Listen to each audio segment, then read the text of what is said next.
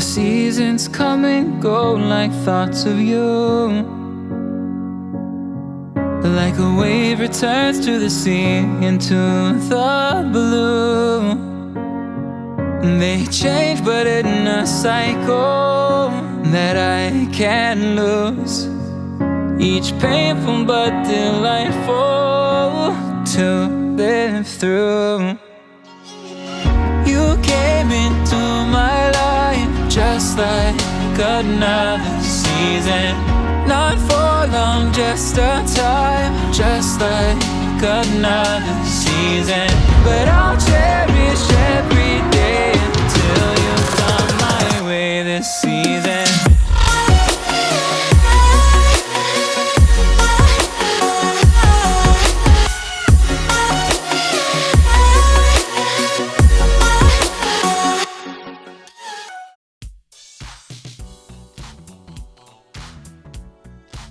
올바른 중고차 문화 정우모터스 JMTV 카우스트 허진혁입니다. 오늘 여러분들에게 보여드릴 차량은 BMW 7시리즈 740li 모델이에요. 2011년형이고요. 56,000km 주행을 했습니다.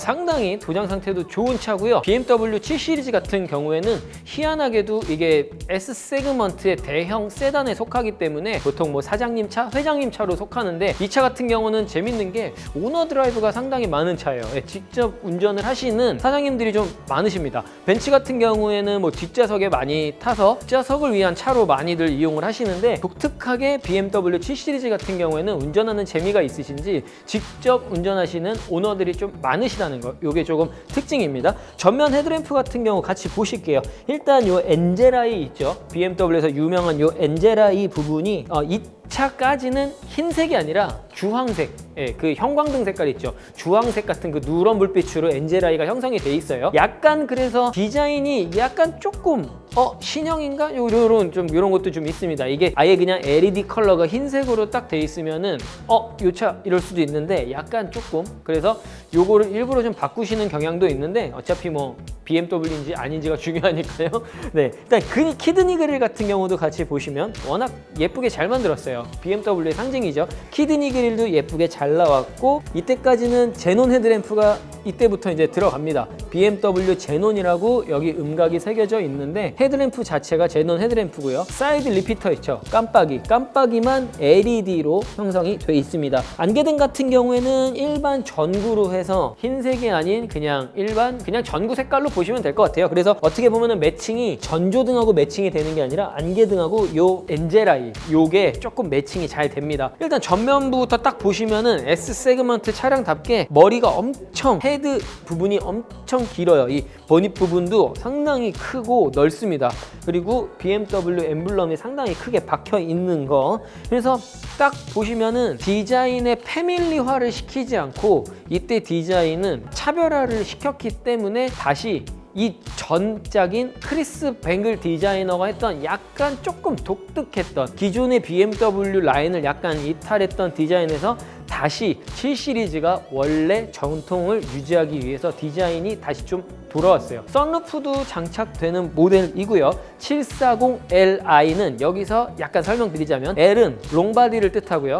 뒷좌석이 상당히 깁니다. 그리고 I 같은 경우에는 가솔린 엔진입니다. 6기통 3000cc 엔진이 얹어져 있습니다. 이런 것들 잘 확인하시고요. 디젤 모델인지 아닌지 이런 것도 친절하게 설명해드리는 카우스트. 이어서 그러면 측면부 같이 보시겠습니다. JMTV. 자, 측면 같이 보실게요. 일단 휠 타이어부터 같이 체크를 한번 해보겠습니다. 타이어 같은 경우는 던롭 타이어가 끼워져 있어요. 사이즈가 245, 45, 19인치. 휠이 상당히 크네요. 19인치 휠이 끼워져 있고요. 휠 디자인, 스포크가 상당히 많죠. 좀 대형 세단들은 얇게 스포크를 이렇게 여러 겹으로 나눠야 조금 웅장함이 좀 있는 것 같아요. 스포츠 카나 스포츠 세단 같은 경우는 이 스포크를 두껍게 하든지 얇게 하든지 이 여백을 상당히 많이 살리고요. 이게 자동차를 만드는 데 있어서 좀 디자인의 트렌드 같습니다. 일단 휠 게다가 이 편평비를 봤을 때 폭도 상당히 넓다. 그렇기 때문에 접지력을 높여서 뭐 승차감이나 주행 성능에 있어서도 이런 세단들이 접지력이 넓기 때문에 뭐 코너링을 할 때 휘청하거나 이런 게 절대 없죠. 되게 안정감 있는 그런 부드러운 주행을 자랑하면서도 타이어가 닿는 면적이 많기 때문에 악셀 한번 밟았다 하면 그냥 총알같이 튀어나갑니다. 그런 것들이 좀 기술력인 것 같아요. 약간 뒤로 와서 펜다 쪽을 보면은 여기에 이런 측면에 장식, 가니쉬라고 하죠. 이런 것들이 들어가는데 가니쉬만 있는 게 아니라 여기 보면은 깜빡이가 들어가 있어요. 여기에 뭐 보통 리피터라고 얘기하죠. 깜빡이가 여기 들어가는 이유는 사이드 미러에 깜빡이를 사용하지 않았습니다. 깜빡이가 여기 사이드 미러에 있으면 여기 있는 거를 중복돼서 사용하지를 않아요. 너무 막 이렇게 중구난방이거든요. 막 깜빡 이러면 어지러우니까. 그래서 보통 바디에 있으면 여기에 없고 여기에 있으면 여기에 없습니다. 근데 이 방식은 조금 예전 디자인이에요. 요즘에는 전부 다 사이드 미러에 리피터를 장착을 해서 이쪽에 있는 거를 삭제를 하고 여기에는 장식만 좀 넣죠. 그리고 측면 사이드 미러에 카메라가 달려 있어요. 어라운드 뷰라기 하기보다는 어느 정도 좀 이렇게 각은 좋습니다. 근데 이따가 같이 한번 볼 텐데 이게 약간 45도쯤으로 이렇게 알고 있어요. 그러니까 45도는 아니고 약간 측면 뷰지 이게 전체 어라운드 뷰는 아니었던 걸로 저는 기억을 하거든요. 전방 카메라가 없기 때문에 어라운드 뷰는 아닌데 약간 측면으로 비쳤던 거. 이따 실내에서 같이 한번 보시면 될 것 같고요. 바디 문짝 한번 볼게요. 문짝에는 독특한 특징이 하나 있어요. 많이 설명드렸는데 네, 고스트 클로징 도어죠. 대형 세단들은 이런 거 갖추고 있는 차들 상당히 우아합니다. 740li에는 고스트 클로징 도어 기술이 달려 있어서 문을 이렇게 닫아 놓죠. 그러면 문을 꽝 닫을 필요 없이 살짝만 이렇게 닫아도 부드럽게 닫히는 이런 것들 기술 아주 마음에 듭니다. 게다가 문짝도 상당히 크고요. 두꺼워요. 안전성에 있어서도 상당히 심혈을 기울인 작품이기 때문에 닫히는 소리 자체가 살살 닫았는데도 툭구덩 이러는 게 문짝 자체가 상당히 두껍다. 안전하겠구나. 이런 신뢰감을 줍니다. 게다가 도어 핸들에도 그냥 밋밋하게 일체형을 준 게 아니라 가운데 크롬으로 디자인을 넣어서 뭔가 차의 탁 느낌이 도어 핸들을 딱 잡는 그 느낌 자체가 차의 급을 높여주는 저는 이렇게 크롬이 들어가 있는 거를 개인적으로 선호합니다. 그냥 아무것도 없이 그냥 이 도어 핸들 자체만 있는 것보다 있는 걸 선호하는데 있음으로 해서 여기하고도 일체감을 이루죠. 그렇기 때문에 차의 급을 좀 높여주는 느낌. 게다가 역시 대형 세단답게 썬팅이 짙어요. 그리고 아까 말씀드렸죠. 롱바디라고. 그 롱바디는 이 뒷좌석에서 차이가 나는데요. 문짝이 엄청 깁니다. 이 정도예요. 엄청 길어요. 문짝 길이가 엄청 길어서 바로 뒷좌석 공간의 확보에 엄청 심혈을 기울였습니다. 뒷좌석이 상당히 넓어요. S세그먼트 차량의 주연점은 뒷좌석에 있죠.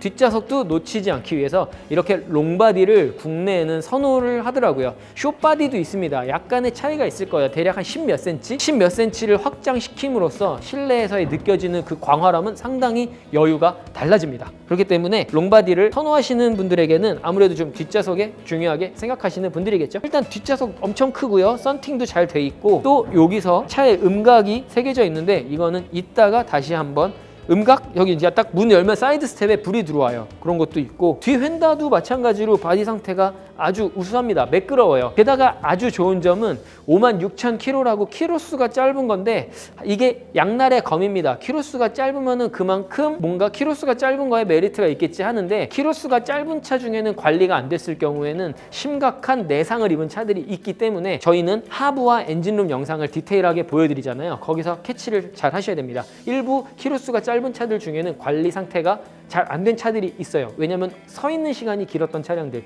그런 것들 그러니까 오일 교환을 얼마나 잘했는지 미션 오일, 브레이크 액 또는 하부 관리에 있어서 어떤 주요 부품들에 있어서 관리가 잘 돼 있는지 이런 거 면밀히 따져보셔야 됩니다. 일단 여기까지 측면 같이 보시고 뒷부분 테일램프 부분 같이 확인하러 가시죠. 렛츠고! 자, 뒷부분에 있어서 상당히 인상적인 포인트는 테일램프예요. BMW 7 시리즈 바로 이 세대에서 잘한 거는 이 테일램프에 있어서 이 L자로 꺾인 면발광 LED인데 이 부분이 상당히 디자인이 잘 나왔습니다. 차는 사실 운전하면서 많이 보게 되는 게 앞모습보다는 뒷모습을 많이 보죠. 아무래도 전방을 봐야 되는데 앞차의 뒷모습을 볼 거 아니에요? 그렇기 때문에 이 뒷모습이 상당히 디자이너들이 신경 쓰는 부분인데 3 시리즈, 5 시리즈, 7 시리즈 모두 이 통일감을 패밀리룩을 거의 형성했는데 이 뒷부분에서 많이 좋습니다. 거기에 있어서 이 L자로 꺾여지는 이 부분의 디자인이 상당히 잘 나왔어요. 5 시리즈도 5 시리즈인데 7 시리즈 같은 경우는 이 위험 자체가 상당히 7 시리즈답게 잘 나왔습니다. 만약에 5 시리즈에 비해서 완성도가 조금 떨어졌다면 값어치가 가격에 비해서 확 떨어졌을 것 같은데 확실히 이 가운데에 테일램프를 있는 이 크롬을 넣음으로써 뭔가 위험 있는 거대한 그런 S 세그먼트다운 그런 느낌을 확 줍니다. 게다가 후진등은 여기에 별도로 인상을 딱 주면서 풍채 느낌이 역시 회장님 차, 사장님 차답구나 이런 느낌을 주고, 완성은 이 머플러 팁, 이 머플러 팁에서 나오는데 상당히 이게 이게 높거든요. 엉덩이가 되게 빵빵한데도 불구하고 되게 날렵해 보이는 거는 디자인으로서 어떻게 잘 승부를 한 것 같아요. 그렇게 차가 둔해 보이는 게 전혀 없습니다. 되게 날렵해 보이게끔 시야 조절을 되게 딱 잘 한 것 같아요. 그리고 머플러 팁이 아주 예쁩니다. 되게 뒤태가 완성도가 되게 높은 것 같아요. 되게 상당히 직접 보면은 뚱뚱한 부분인데도 뚱뚱해 보이지 않고 기술이 되게 좋은 것 같습니다. 게다가 역시 이 BMW 엠블럼은 항상 언제나 봐도 상큼하죠. 멋있습니다. 게다가 테일 게이트 같은 경우에는 파워 테일 게이트가 되어 있어요. 어머나, 여기 웬 박스가 있네요. 도착 코록 모터스 성산이라고 되어 있고요. 성산은 성산동, 마포구 성산동 얘기하는 것 같아요. 자, 이게 뭔고 하니 여기 보니까 휠이 들어있어요. 휠이 들어있는데 여기 약간 데미지 있는 거 보니까 쓰시던 휠 같아요. 근데 휠을 한 짝 교체하셨나 봐요. 어떤 이유에 있어서. 그래서 요 휠을 그냥 같이 그냥 인계를 하셨어요. 별도로 팔아먹지 않으시고. 요거를 아마 뭐 중고나라나 어디에 올리시면은, 가격은 제가 정확히 모르겠습니다만 요것도 그냥 드립니다. 보관하셔가지고 파셔도 될 것 같고요. 이게 망가진 건 아닌 것 같아요. 근데 휠 교체를 하시면서 남은 거를 주신 것 같은데 일단 휠 한 짝이 들어가 있습니다. 그래서 요거를 열어보려면은 여기에는 요런 수납 공간, 약간 깊이가 있는 수납 공간이라 뭔가 세워서 여러 가지를 보관하실 수 있는 그런 것들에 적합할 것 같고요. 이쪽에는 여기도 약간 이런 수납 공간이 들어있어요. 이쪽에도 수납 공간, 이렇게 누르면 닫히는 이런 게 있고, 여기에는 네트 형식으로 된 또 수납 공간. 확실히 7 시리즈라 수납 공간이 상당하고요. 깊이도 상당히 깊습니다. 역시 5 시리즈보다는 훨씬 넓은 스페이스를 보여주고 있어요. 상당히 깊고, 게다가 파워 테일 게이트라 이게 상당히 편합니다. 이 정도는 돼야 S 세그먼트답다 이런 생각이 들고요. 썬팅도 짙게 잘 돼 있고, 뒷부분 범퍼에 흠집이나 이런 거는 전혀 없네요. 깨끗합니다. 이 정도면 7 시리즈로서 값어치가 확실한 것 같습니다. 게다가 키로수도 짧고요. 자, 그러면 실내 같이 보시겠습니다. JMTV. 자, 도어 트림부터 같이 보실게요. 자, 문 쪽에 보면은 뭐 자동 접이식 미러 버튼, 그리고 아래쪽에는 두 가지로 메모리 시트가 가능합니다. 메모리 시트 저장 기능이. 그리고 여기 보면 이제 주황색으로 BMW 로고가 이렇게 사이드 스텝 부분에 나오게 되고요. 전동 시트, 여기서 자 세부적으로 이렇게 나뉘는데 요거는 이제 되게 디테일하게 의자를 상당히 부분 골고루 되게 조절을 할 수 있습니다. 여기 허벅지 닿는 거, 그 다음에 밑에 슬라이드, 그리고 등받이 중에서도 여기 버튼이 또 있어요. 여기는 이제 옆구리를 조이고 하는 것까지 되게, 그러니까 시트는 상당히 디테일하게 부분 나뉩니다. 그리고 요거 같은 경우는 허리 받침대, 이렇게 상당히 BMW 시트가 되게 좋더라고요. 이게 부분 다 조절할 수 있어서 다양한 체형을 다 맞추게끔 가능한 것 같습니다. 그리고 헤드업 디스플레이가 장착된 모델이에요. 그래서 이 앞쪽에 보면은 패널이 있고요. 여기다가 반사시켜서 헤드업 디스플레이를 보여주는데, 그 헤드업 디스플레이가 보여주는 정보만으로도 시속이라든가 뭐 이렇게 도로 이런 것도 상당히 정보를 많이 주기 때문에 운전하시는데 상당히 도움이 됩니다. 그리고 전조등 같은 경우는 제논 헤드램프로 여기서 켜고 끄고를 할 수 있죠. 그리고 여기가 마찬가지로 헤드업 디스플레이 정보창이고, 여기에는 그냥 자그마한 수납 공간이 돼 있어요. 그리고 스티어링 휠 쪽으로 볼게요. 스티어링 휠은 전통적인 옛날부터 많이 사용하던 BMW의 약간 좀 투박한 느낌이 나는 스티어링 휠이에요. 요거를 되게 좀 좋아하시는 분들도 계시는데, 저는 요거보다는 M 스포츠 패키지 모델에 들어가는 이 슬림한 그 스포츠 핸들, 그걸 좀 좋아합니다. 여기 뭐 리모컨은 엄지손가락에 닿게끔 잘 돼 있고요. 해지거나 막 이런 부분은 없습니다. 깨끗하네요. 깔끔해요. 상태가 되게 좋습니다. 핸들 상태 아주 좋고요. 그리고 옆쪽에 보면은 시동을 켜야 되는데 전동 스티어링 휠 그게 장착이 돼 있어요. 그리고 열선도 있고, 그 위에는 깜빡이, 그리고 여기에는 와이퍼 다 장착돼 있고, 그리고 스마트 버튼식 시동 버튼이고, 디스플레이, 그 다음에 오디오 장치, 공조 장치도 보면은 운전석, 조수석, 여기 보면은 통풍 시트예요. 안쪽에 있는 건 운전석, 조수석, 그리고 바깥쪽에 있는 건 열선 시트, 열선, 통풍 다 되고요. 그리고 운전석, 조수석 개별 냉난방이 별도로 됩니다. 이쪽하고 이쪽 온도 달리 할 수 있고요. 뭐 요즘 차들은 다 그렇게 되죠. 그리고 여기 보시면 잿더리하고 시가잭 여기 들어가 있고요. 요 틈 사이에. 그리고 여기 컵홀더도 평상시에 안 보이게 하려면 이런 식으로 누르면 열리고요. 컵홀더, 그 다음에 차체 자세 제어 장치, 그 다음에 드라이브 모드인데 스포츠, 컴포트, 그것도 아니면 그냥 평상시에는 노멀 그렇게 들어가고요. 이렇게 누르고 컴포트, 스포츠 가능하고, 아까 말씀드렸던 사이드 미러에 카메라를 연동을 시켜가지고 이제 측면을 이렇게 비추는 그 각도가 나오게 되고요. 그 다음에 주차 감지 센서, 전자식 파킹 브레이크, 그 다음에 오토 홀드 기능. 신호대기 같은 데서 브레이크 오래 밟고 계시면은 다리 아프잖아요. 밟으셨다가 이게 활성화되어 있는 상태에서 이게 불이 들어와 있어야 돼요. 브레이크를 띄면 차가 그대로 멈춰 있고요. 여기서 해제하시려면 그냥 악셀 밟으시면 됩니다. 기능이고, 요건 조그 셔틀로 내비게이션이나 요 창 활용하는 거. 그러면은 시동 한번 걸어 볼게요. 전동 스티어링 휠이에요. 전동으로 이동 이렇게 하실 수 있고요. 네, 시동 잘 걸립니다. 시동 잘 걸리고요. 자, 주행거리 56,002km. 주행거리가 상당히 짧네요, 이 차. 주행거리가 상당히 짧아요. 그리고 디스플레이에 보면은 내비게이션 잘 나오는데 카메라 버튼을 눌러볼게요. 이렇게 나와요. 카메라 버튼을 누르면 약간 지금 뿌옇죠. 이게 세척을 좀 해야 될 것 같아요. 렌즈의 겉표면에 좀 그 때가 껴있는 것 같은데 이게 지금 뿌옇게 돼 있습니다. 이런 식으로 BMW는 어라운드 뷰는 아니고 약간 사각을 비춰요. 그렇게 되고, 그 다음에 뭐 오토 홀드 이런 거. 자, 누르면은 여기 이제 스포츠, 그리고 스포츠 플러스, 그리고 내리면 노멀, 컴포트, 이런 식으로 주행에 있어서 내가 원하는 대로 드라이브 모드가 선택이 되고요. 근데 확실히 수입차들은 이런 드라이브 모드에 따른 성능이 확실히 달라지죠. 룸밀러 같은 경우에는 ECM 룸밀러인데 하이패스 단말기는 여기 별도로 있어요. 여기 카드를 이쪽으로 꽂게 됩니다. 여기 하이패스 단말기 보이시죠? 그 다음에 선루프.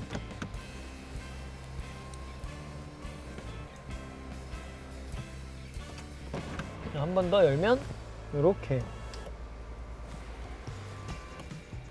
뒷좌석에는 선루프가 장착되어 있지 않고 여기만, 보통 파노라마로도 될 수 있는데 이렇게만 설정이 돼 있습니다, 장착이.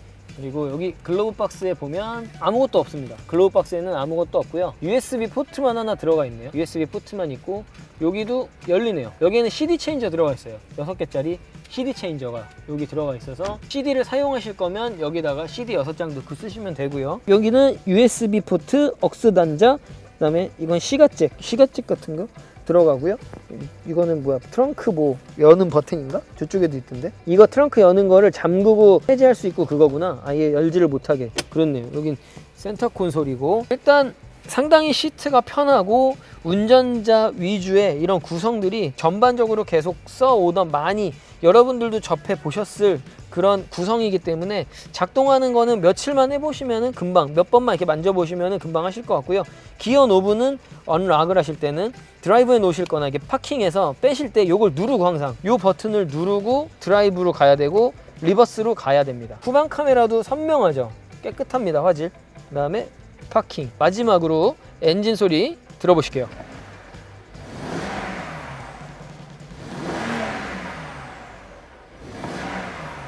어우, 3000cc 엔진이라 확실히 2.0하고는 소리의 차원이 다릅니다. 엄청나게 폭발적이에요. 그래서 이 차 가지고 드라이브 하셔도 아마 재밌으실 것 같습니다.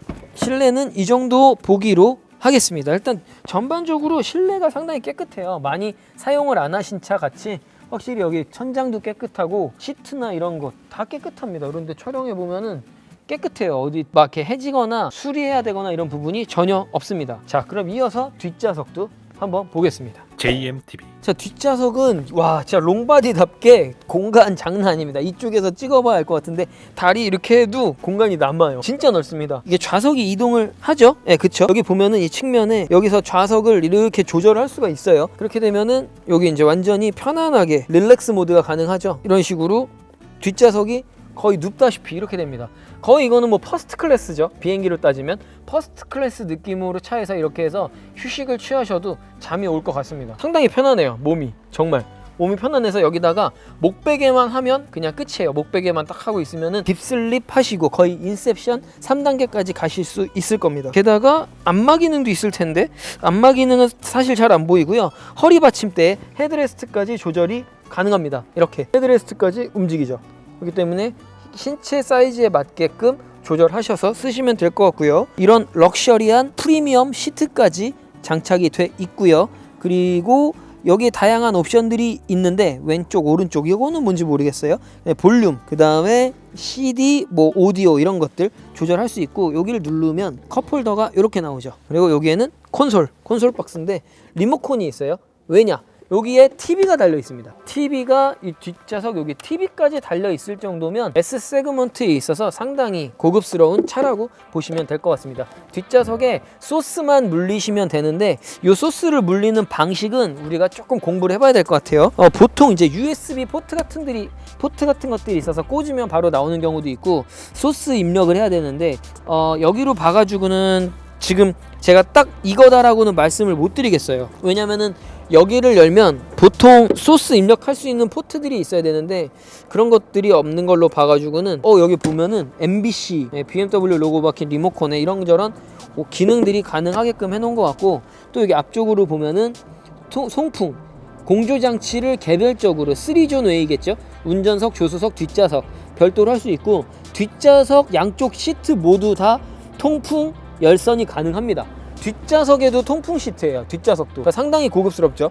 뒷좌석도 통풍 시트고 그 외에도 뭐 헤드폰 꽂는 거 그다음에 시가잭 2개 있고 그러니까 이 차는 시가잭도 2개 있고 한 거 보니까 패밀리카로 쓰셔도 좋을 것 같습니다. 패밀리카로 쓰셔도 뒷좌석에도 통풍 시트가 달려 있을 정도니까요. 그리고 여기에는 이제 개인용 거울이 여기 이렇게 장착이 돼 있고요. 개인용 거울 그다음에 실내등 뭐 옵션이 상당합니다. 게다가 선쉐이드도 있을 텐데 선쉐이드가 없나? 있지 않나? 선쉐이드도 있어요. 유리창에 이렇게 올리면 이거 선쉐이드도 될걸요? 여기? 선쉐이드까지 이렇게 장착되어 있는 차입니다. 뒤쪽까지. 훌륭하죠? 이런 게 바로 S 세그먼트죠. 7 시리즈 잘 만들었습니다. 게다가 뒷좌석도 메모리 시트가 가능하네요. 와, 뒷좌석도 메모리 시트가 가능해요. 여기 보면은 두 가지로 저장이 가능해요. 뒷좌석도. 이야, 상당히 고품격 7 시리즈입니다. 이런데도 안 사고 싶으시다고요? 저는 벌써부터 막 제가 이 차에 어울릴 만한 나이가 될 때는 이런 차를 하나쯤은 갖고 있고 싶습니다. 매력 있네요. 7 시리즈는 확실히 운전자를 위한 차이기도 하면서 뒷좌석 상석을 위해서 이 뒷좌석에 상당히 심혈을 기울인 차이기도 합니다. 때문에 이런 비즈니스 세단이 필요하신 분들은 굳이 새 차 보시기보다는 중고지만 이런 7 시리즈도 상당히 괜찮다는 거 꼭 말씀을 드리고 싶네요. 직접 한번 오셔서 보셨으면 좋겠습니다. 완전 추천합니다. 네, 그럼 실내 리뷰는 여기까지 하기로 하겠습니다. 감사합니다. JMTV. 얘는 이제 휘발유 차인데 원래 이 엔진이 그 위에 헤드커버 가스켓이라고 이 안에 바로 카바 있는데 그쪽에서 누유가 조금 있어요. 나중에 심해지면 수리해야 되는데 지금 수리할 단계는 아니고 그냥 알고만 계시면 될 것 같아요. 누유가 진짜 누유라 하기 좀 애매할 정도예요. 조금 있긴 있는 것 같아요. 원래 이 엔진들이 좀 세거든요. 이거는 일단은 수리할 필요는 없으시고 그거 알고 계셔야 되고 여기도 누유 조금 있어요. 이 엔진은 다 그래요. 여기 살짝 먼지 껴있잖아요. 이것도 사실 누유라고 아직은 말하기가 좀 민망한 단계이긴 한데 얘랑 얘는 원래 누유가 생기는 모델이에요. 요거는 다 알고 타셔야 되니까. 그렇죠. 그것도 결국엔 고질병의 하나네. 이 엔진이 원래 그런 거면? 이 형식의 직렬 6기통 엔진 대다수가 그래요. 근데 이걸 감안하고 타는 이유는 이 실키6, BMW 자랑하는 그 실키6라는 6기통 엔진이 지금은 한 1억 5천인가 2억짜리 차를 사지 않으면 안 나와요. 그래서 메리트가 있어요. 실키6를 타고 싶으신 분들이 찾아요, 이런 차를. 벨트는 멀쩡하고요. 냉각수 상태 아주 좋아요. 아주 좋고, 그 다음에 실키6가 이제 BMW를 왜 그렇게 부르면 실크 플러스 6기통 엔진을 부르는 건데 실크처럼 부드럽다. 이 직렬 6기통 엔진이 제일 이상적인, 제일 조용하고 부드럽고 배기가스 때문에 조금 안 나오는 추세거든요. 그래서 이거 좋아하시는 매니아층들은 이것도 그 정도 빼고는 지금은 특별히 이상 없으세요. 근데 저 누유도 지금 수리할 단계가 아니기 때문에 일단은 그냥 타시는 걸로 하시면 되고요. 이 실키6를 얻기 위해서 이 정도는 다 감안하고 사세요. 대부분 차주들이. 지금 수리하고 싶으시면요? 네, 이거를요? 수리비 얼마 나오냐고요? 이렇게 한 20만 원에서 25만 원 사이 정도 나올 거고요. 대략적으로. 요게 한 거의 한 50만 원 가까이 나올 것 같아요. 대략적으로. 오케이. 아직 네. 100은 안 넘는데. 네, 그 정도는 안 넘을 거예요. 네. 그리고 생기죠? 저는 솔직히 제가 이 차 사주면 이거 수리 안 하고 타요. 왜냐면 저도 제 것도 최근에 수리했는데 전 누유가 이거보다 심했어요. 알고 있었는데 전 아니까 그냥 타자 엔진 올량 체크하면서 탔는데 이상 없어요 계속. 근데 이제 옆에 타는 사람이 자꾸 탄 냄새 난다 그래요. 제 거 많이 샜거든요. 네. 그래가지고 수리했어요. 이거는 이 차가 새는 차가 은근히 많긴 한데 솔직히 국산 차도 그렇고 고무 가스켓이 들어가는데 그렇죠. 열을 받았다 씻고 열을 받았다 씻고 하기 때문에 실제로 국산 차들도 로컬 카바라고 하는데 저 헤드커버 가스켓이 새는 차 실제로 많아요. 그러니까 이거를 저를 믿어주셔야 돼요. 이거 가끔 이렇게 얘기하면 안 믿는 분들 계시더라고요. 네. 타이어는 17년에 갈았고요. 네. 상태 괜찮고 오케이. 브레이크 패드 상태 괜찮습니다. 좋습니다. BMW 가솔린 모델들 진짜 괜찮아요. 이 실키6 지금 이 6기통 구하기 힘드실 거예요 진짜. 저는 그거 한 30년 소장하려고. 왜냐면은 이제 실키6 살려면 차값이 올라가니까 나중에 언젠가 진짜 분명히 그 찾는 분들이 있어서. BMW는 저기 가끔 정비소 가면 요즘에는 점검비 청구가 그 법적으로 그 점검비나 이런 걸 청구하게끔 돼 있거든요. 아직도 안 받는데도 실제로 있고, 저도 가끔 이제 점검비를 청구하면 고객이 되게 막 무슨 점검비만 이렇게 말씀하신 분이 있어요. 근데 특히 수입차들 네. 언더커버 뜯으려면 너무 힘들어가지고 오케이. 혹시나 이 영상이 나가게 된다면 너무 욕하지 않아 주셨으면 좋겠습니다. 예. 야, 그걸 또 뜯어야 돼? 커버가 다 덮였어. 근데 왜냐면 불 켜가지고 망가질 수도 있잖아요. 그런 거 사실 소비자한테는 좋아요. 정비사한테는 안 좋아요. 근데 제가 봤을 때 이렇게 봤을 때는 누유도 없을 것 같아요. 보통 이 언더커버는 여기 살짝 젖었긴 했는데 이게 젖으면 얘네는 오일을 먹어가지고 커버 갈기 전까지는 100% 안 닦여요. 누유 없을 것 같아요. 왠지 느낌상으로는. 보시면 이거 오일 묻은 건데 터보 차들은 이렇게 인터쿨러라는 게 있어요. 여기 뭐 이 호스가 있는데 여기서 새는 거예요 지금. 이거는 원래는 수리해야겠죠 당연히 새는 게 아니니까. 근데 대다수 고객분들이 그냥 타시긴 하는데 알고 계셔야 되니까. 누유는 여기 인터쿨러 호스에서 있어요. 그게 아까 위에랑 연결이 되는 건가요? 아니요, 아까 거기랑은 다른 부위예요. 이렇게 말씀드리기 좀 애매한데 이것도 수리 잘 안 하고 타세요. 대부분은. 근데 나중에 심해지면 하긴 해야 돼요. 여기 살짝 오일 묻어 있는데 혹시나 나중에 차 보게 되시면 이건 이 오일 필터 호정 위에 미세누유 있다는 거에서 아마 조금 흘렀을 확률이 좀 높아요. 위에서 새는 차들이 여기까지 다 젖어버리니까.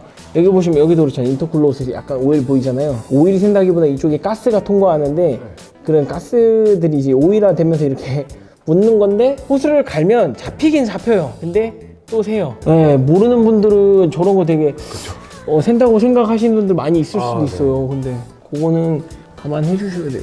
근데 이게 되게 웃긴 게 저도 그래요. 이거 정비사 입장에서 이게 제 차잖아요. 저 솔직히 그냥 타요. 진짜 거짓말 안 하고 그냥 타요. 근데 심해지면 말씀드렸듯이 심해지면 수리를 해야 되는데 그냥 타요. 근데 이렇게 얘기하면은 욕하시더라고요. 텐션 스트럿에 여기 얼룩져 있잖아요. 여기서 오일이 새는 거예요. 이 안에 오일 들어간대요. 저희가 이제 교육받을 때 보면은 이게 샌 거예요. 또 마찬가지예요.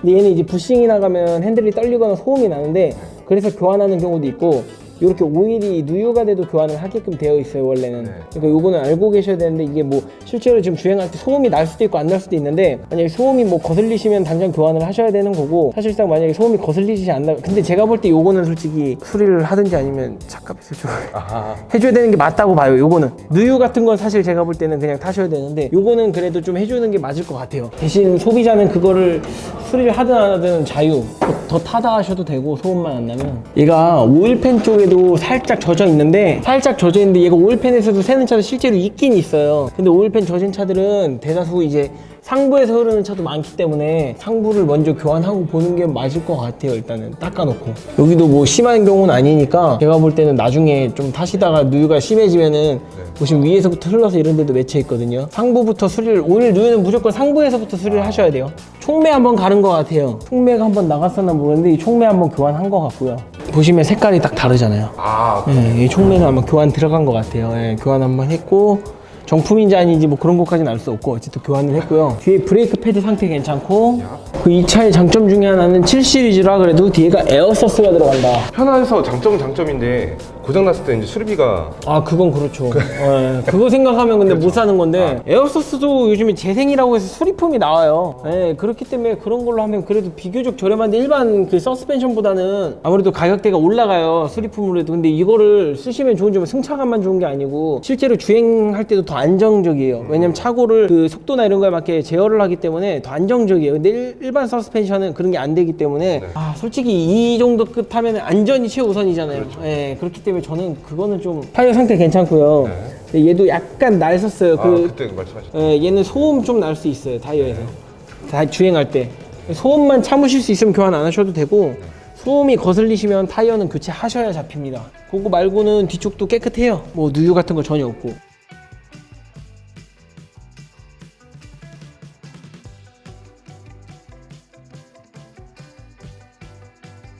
자, 오늘 BMW 7 시리즈 같이 보셨는데요. 이 정도 가격에 가질 수 있는 이런 대형 수입 세단 중에서 상당히 가성비나 나쁘지 않다고 봅니다. 이 차 같은 경우도 최초 가격이 1억이 넘는데 지금 이렇게 거품 쫙 빠지고 감가된 거 보면은 확실히 차에 대한 투자는 역시 마이너스일 수밖에 없구나 라고 생각하겠지만 어쩔 수 없이 우리가 비즈니스나 여러 목적에 의해서 차는 반드시 필요한 품목이다 보니까요.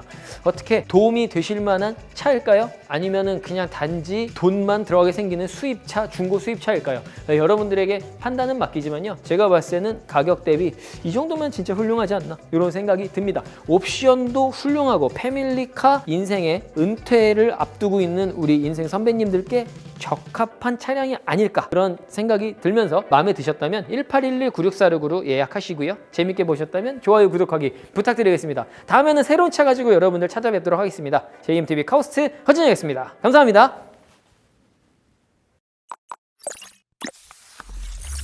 JMTV